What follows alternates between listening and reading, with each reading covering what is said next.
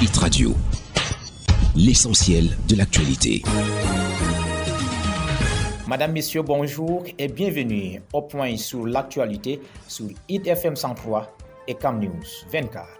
Éducation en péril, 9 établissements publics fermés faute d'enseignants dans la région du Centre. C'est ce qui ressort d'une correspondance adressée par le préfet d'Union et Foumou au gouverneur de la région du Centre.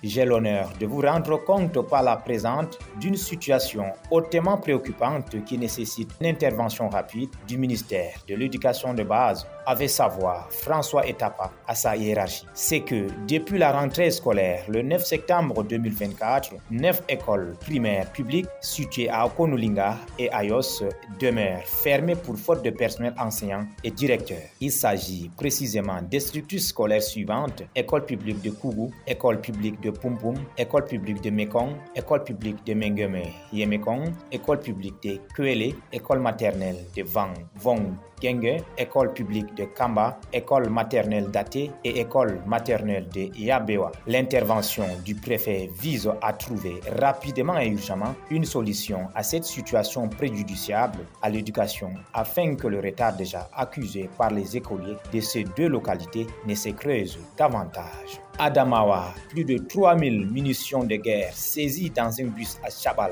C'est à l'issue d'une fouille de bagages dans un bus en provenance de Maroua et à destination de Yaoundé dans la nuit du 27 au 28 octobre que la cargaison a été découverte lors d'un contrôle de routine des douanes camerounaises et précisément les agents de la mission Alcomi 3 halte au commerce illicite à Chabal dans la région de l'Adamawa. Il s'agit en effet de 3144 munitions incluant des balles pour armes de type M21, AK-47 et des pistolets automatiques dissimulés dans un bus de transport de 70 places ayant précédemment franchi 6 postes de contrôle sans intercepter.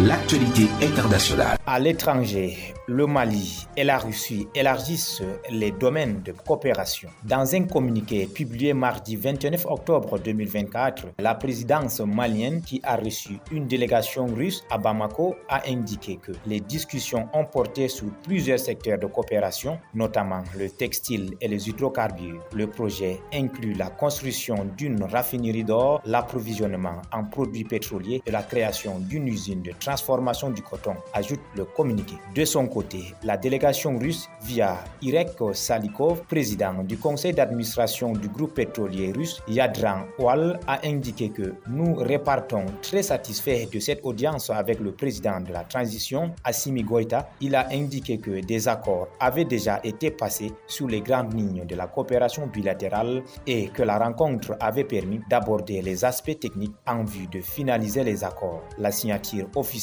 est prévue prochainement, a-t-il ajouté, cité par le communiqué. Le ministre malien de l'économie et des finances, Alousseini Sanou, a déclaré en septembre dernier qu'il prévoyait de coopérer avec la Russie en vue de l'exploitation, de l'extraction et du traitement commun du lithium.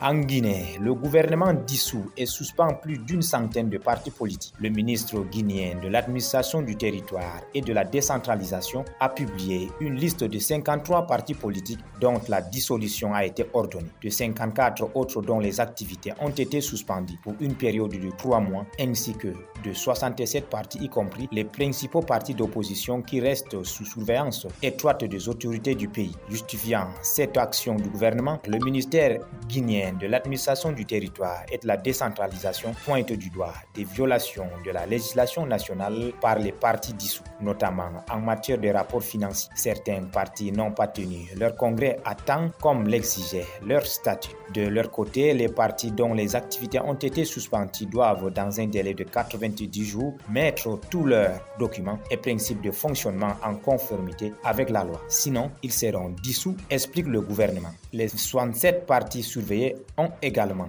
commis des violations. Actuellement, ils peuvent poursuivre leurs activités, mais s'ils ne remédient pas aux violations, les autorités ont le droit de les dissoudre ou de les suspendre leurs activités. Parmi les forces politiques placées sous surveillance figurent les principaux partis d'opposition, le Rassemblement du peuple de Guinée, dirigé par l'ancien président Alpha Condé, l'Union des forces démocratiques de Guinée et l'Union des forces républicaines. Voilà, madame, messieurs, c'est la fin de ce point sur l'actualité sur Hit FM 103 et Cam News 24.